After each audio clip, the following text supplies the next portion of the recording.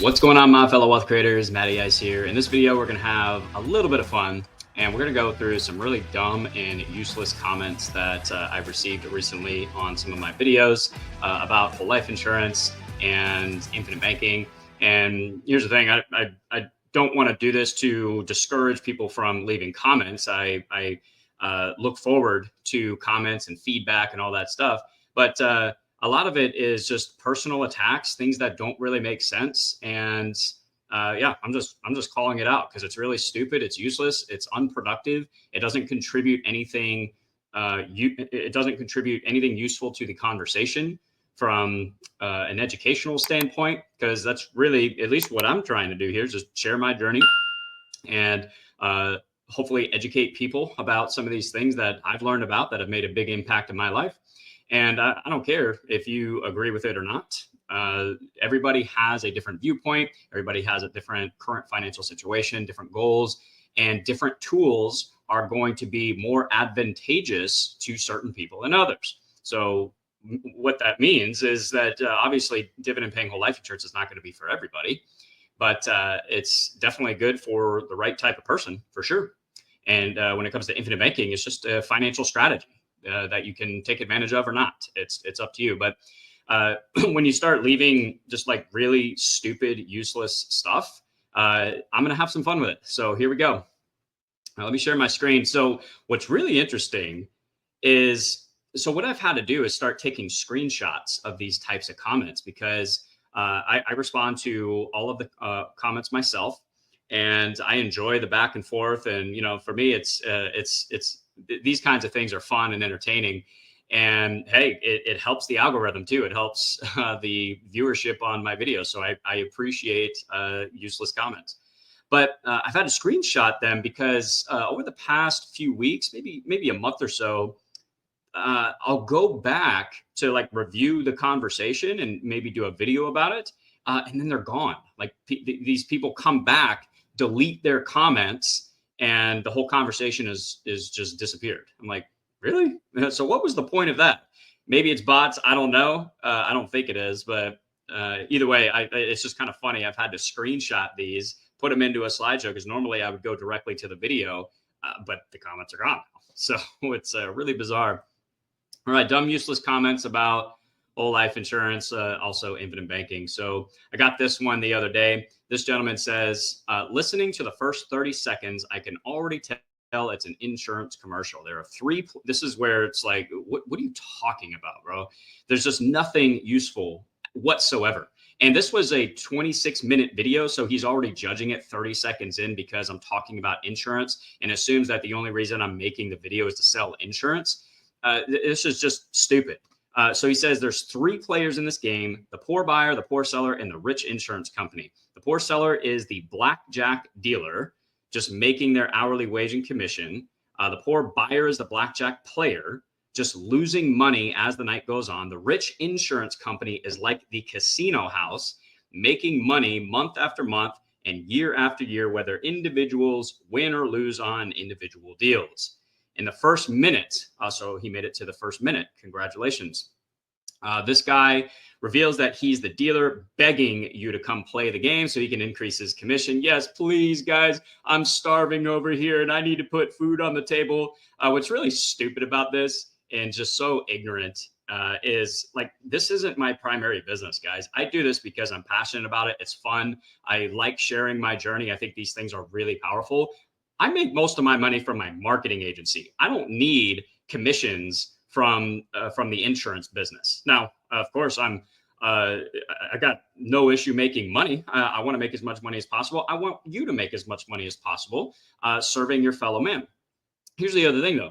With commissions on these policies, I significantly reduce my commission when I help people set up policies because we set them up for high cash value, which means we lower the death benefit, we increase the cash value. I make significantly less commission and far less than your typical financial advisor is going to make on your portfolio over your lifetime. I can guarantee you that. So I'm poorer than the players that I'm trying to take from. It all goes to the insurance company. The only winner at this game. That is just absolutely not true. These dividend paying whole life insurance policies are absolutely phenomenal for establishing a really strong financial foundation. And the life insurance company is contractually guaranteed, contractually obligated to pay out a death benefit. We're not talking about term insurance here, where it expired, which is probably what this guy would recommend, the buy term and invest the difference, even though you pay all the. So it's just the hypocrisy here. The contradiction is just incredible.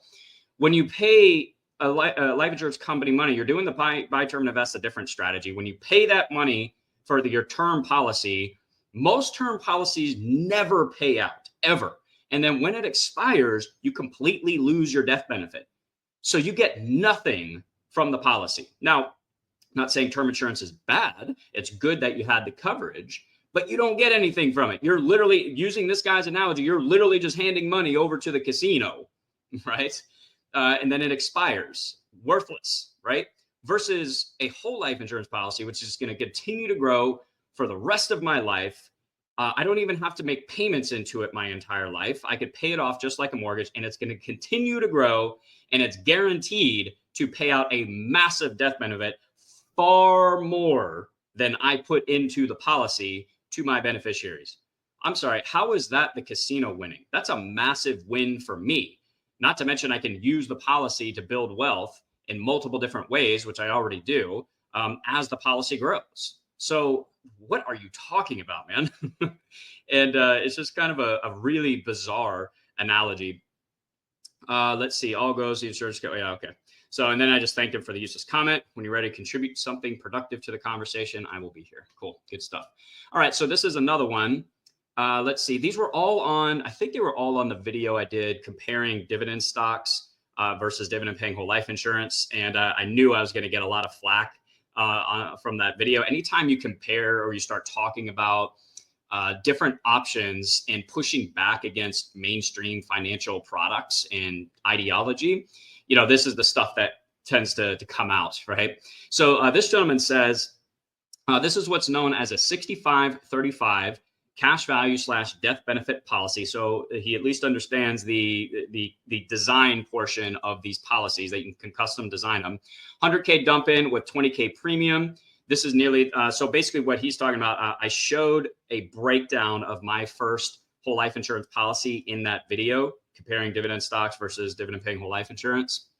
And I did 120,000 in the first year, and then I was doing $25,000 per year in premium after that. What he's saying is that this is nearly the best case scenario for the agent for commission. Again, another commission argument. Like this commission argument is so useless and unproductive to the conversation. Like if you have a problem with people making money, don't ever buy anything ever again. Like people have to make money in order to survive, in order to put food on the table. And here's the thing, the commission isn't even paid by the client. It's paid by the life insurance company. That's a couple of things there. But again, when you design the policies, just like he's saying, the agent's commission is significantly reduced. So I'm taking a huge pay cut to make sure the client has the policy that they need, high cash value, right? So I'm taking food off of my table in order to do the right thing by the client.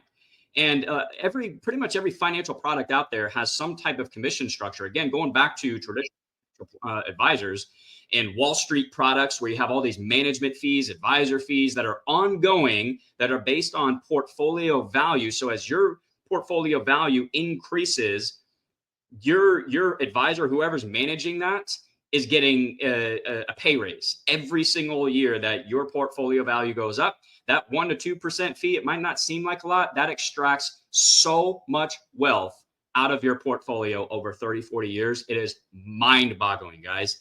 So they will make far more commission than I ever will setting up a policy. So the hypocrisy here is just, again, ridiculous. Like when you actually look at the numbers, it's the commissions paid on a custom designed high cash value life insurance policy is like peanuts compared to the amount of commission that advisors and management funds or hedge funds, mutual funds, whatever, all these fees that they charge will make over the course of your portfolio, guys. It's absolutely insane.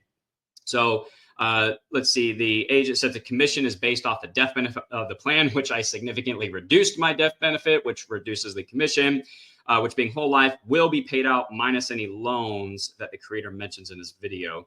Yeah, so he's talking about when the death, like if you have an outstanding policy loan, when you pass away, they're going to subtract that from the death benefit. Whatever's left over gets paid to the beneficiaries. Not sure what that has to do with commission. It has nothing to do with commission and the design. But I had to correct him as well because I don't have a 65-35. I set my policy up as a 25% base, 75% paid up additions. That's usually what we do. That significantly lowers the commission.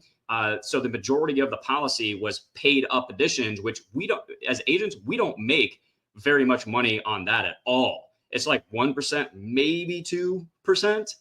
The majority of the commission comes from the base premium, the death benefit base premium, which is, again, significantly lowered for much more paid up, far more paid up additions. That lowers our commission. So again, it's just a stupid argument. Let's see. Yeah, I just clarified my actual design and how I explained that the way I set my policy up is actually a very good, I'm not going to say best case scenario, but it was for me anyways, what I was trying to set up. It is very, very beneficial to the client because we get high early cash value. I had access to almost 90% of my money within 30 days. I took my first policy loan within 2 weeks. I was able to start utilizing my policy. I had this large dump in, so I'm accelerating the compounding process with a larger number. It's like very, very beneficial to the client. So again, just a useless argument. All right, this one was pretty fun. This is where the personal attacks really start coming out. I'm just going to call it out. King Word Salad is gone. So the comments are deleted. I think the YouTube channel is deleted now because he was actually trolling a friend of mine's YouTube channel as well. But yeah, this one was definitely just more aggressive, I guess you would say. So your premium goes to the general fund and the general fund issues the policy loan, but you definitely aren't borrowing your own money because they still credit your account. Then he calls me a dumbass, which was really stupid because we actually agreed on that. That's one of the things I explained in the video, because what you hear a lot from mainstream financial media about dividend paying whole life insurance and taking policy loans is that you're borrowing your own money, which you're not. You're borrowing the life insurance company's money, which comes from the general fund. Your money still gets that uninterrupted compound growth in the policy. And it's absolutely worth it to pay a little bit of simple interest to get compound interest and then use the policy loan to build wealth. That's the infinite making concept. It's awesome, at least in my opinion. And then he says, well, my trust fund, so he's a trust fund, baby. He's way up here and I'm way down here. All right, on the totem pole here. So nothing I say matters because they've got it all figured out. My trust fund does come from my parents making a lot of money, sitting on these life insurance boards. Congratulations. Don't know what that has to do with anything. I want the life insurance company to be as profitable as possible. You know why? Because I partake in those profits. Yeah, it's called dividends. Yeah, so the more profitable the company, the more money comes back to me over time. I don't see how that's a bad thing. Even the board members don't use this crap. Thank God for the agents. So the fact that he's saying the board members don't use this, what does that have to do with anything? You know, the example or the analogy or comparison that I thought of when I read this was Bitcoin. Right now, I'm not here to pitch anybody on Bitcoin. I'm a huge fan of Bitcoin. I think it's a very powerful, and also just a very. It's one of the scarcest assets that we've ever had.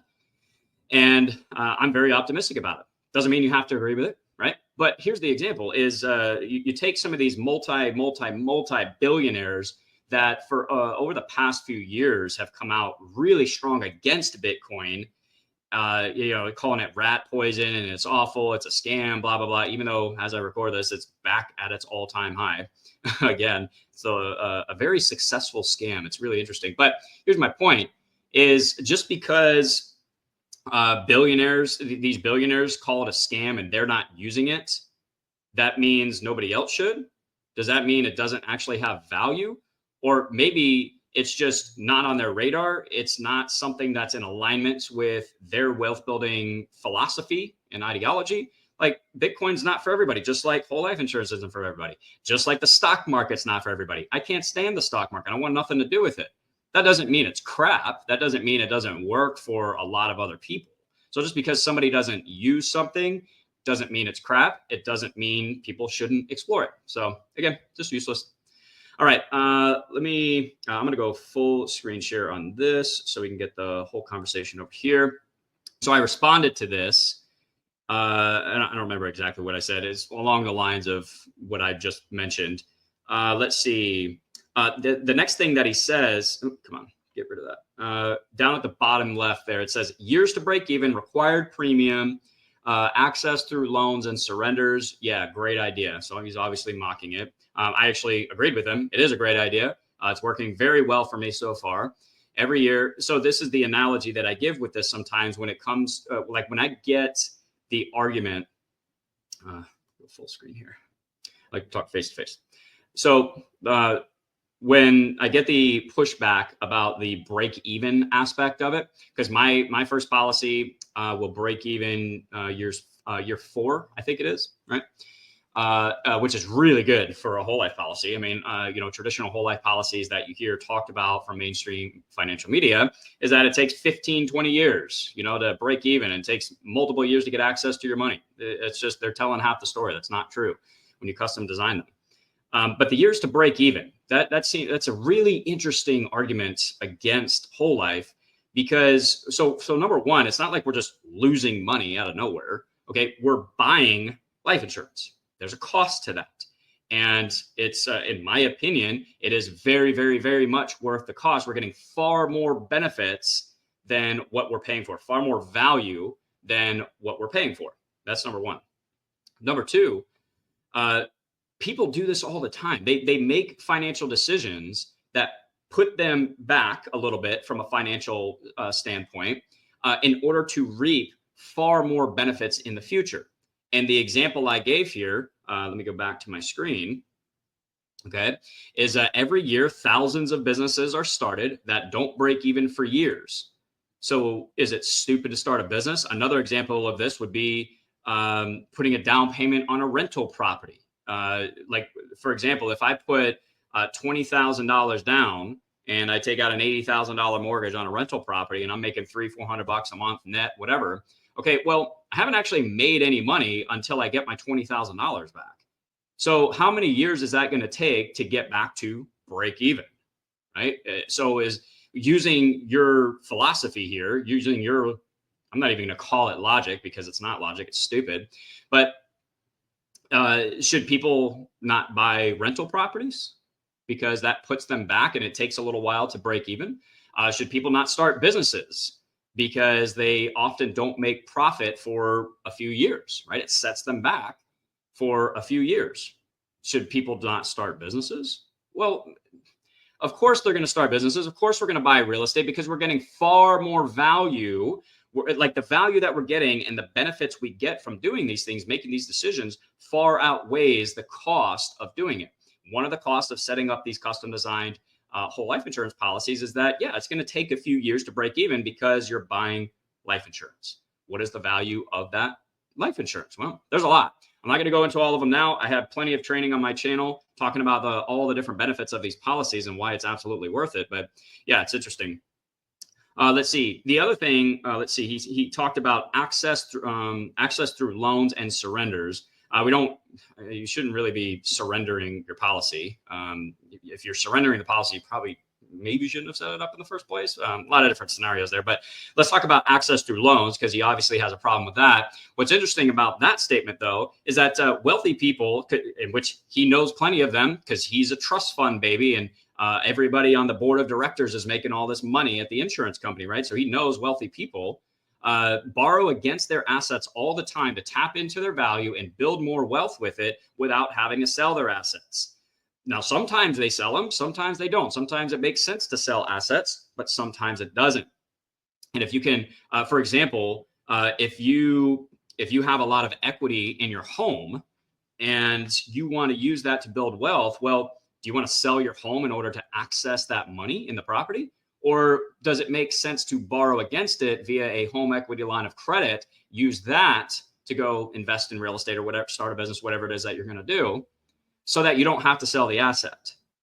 Well, that's a loan. So why is it a problem when it has to do with dividend paying whole life insurance, but it's not a problem when you're borrowing against real estate, your home, your stock portfolio, whatever? Like you're establishing lines of credit on these assets so that you don't have to sell the assets. The assets will continue to increase in value, hopefully provide income as well. And the small amount of interest that you pay in order to unlock the value in those assets to build more wealth is a very small price to pay. It's a small cost of doing business. So loans, policy loans, lines of credit against assets are an incredibly powerful way to accelerate the wealth building process in your life, because you're keeping the asset and using the value of it, tapping into it in order to acquire more assets. So you rinse and repeat the process over and over and over again. I don't know why I have to explain this to a trust fund baby, but whatever, that's okay.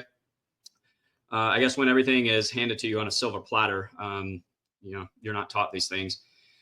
Let's see. Yeah, he did not understand my analogy here. He said, wow, the only financial product that needs to be compared to running a business, God help us all. That just doesn't make any sense.